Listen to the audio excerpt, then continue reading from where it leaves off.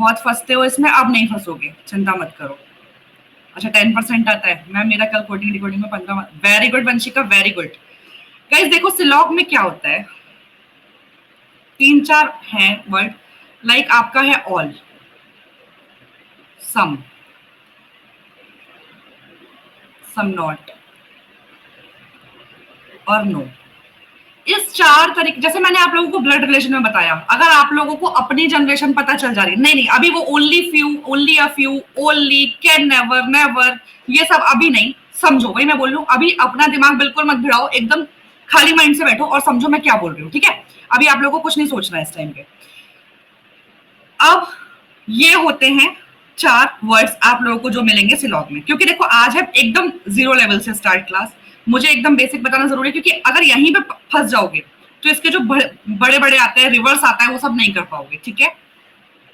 Only of you में गलत होता है, नहीं होगा, अब नहीं होगा। आज की क्लास में इस पे बात करेंगे, कल उसके बाद थोड़ा लेवल फिर इंक्रीज होगा, फिर इंक्रीज होगा, और सिलॉग हमारा 2 से 3 दिन लग जाएगा इसको समझने में, अच्छे से समझेंगे, ठीक है।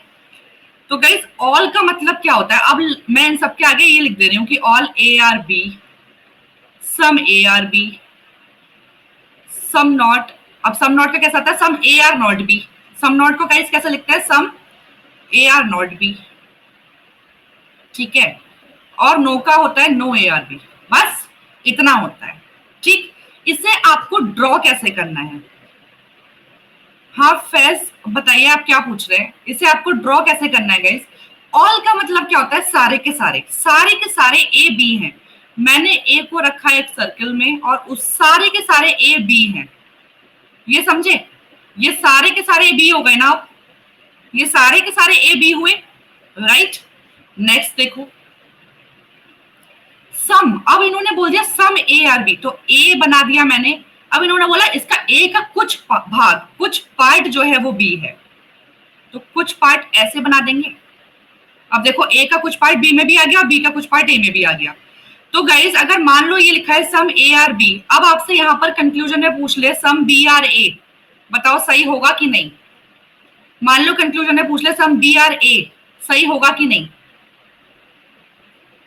देखो कमेंट कमेंट वाला बाद में खेलेंगे, अब पढ़ाई पे आ जाते हैं। बीच बीच में मैं रुक के आप लोगों से पूछूंगी जरूर, ठीक है, लेकिन अभी इस समय आप लोग कुछ और क्वेश्चन मत पुटअप करो, इस समय हम ये समझते हैं टॉपिक बहुत अच्छा है, right. Some B are A true हो जाएगा, तो याद रखना अगर कंक्लूजन में कुछ ऐसा दिया है तो उसका, इसको मैं सब्जेक्ट, इसको मैं प्रेडिकेट बोलूंगी, अगर इसको अगर हम लोग चेंज भी कर दे रहे हैं तो कोई फर्क नहीं पड़ेगा, राइट। अगर मैं बोल दूंगा इस वाले में समझ लो, अभी ये हो गया पहला, अब ये मैं पूछ लू यहाँ पर all B are A, all B are A होगा या नहीं होगा। देखो गाइज मैं यहाँ पे पूछूंगी, आपको रिप्लाई करना है, जिसको समझ में नहीं आया वो वहां पे पूछ लेना कि मैम नहीं समझ में आ रहा जो आप पढ़ा रहे हो, ठीक है ना। देखो गाइज जब बोला होगा सम ए आर बी, तो सम बी आर ए तो ठीक होगा, डेफिनेटली ट्रू होगा, डेफिनेटली ट्रू।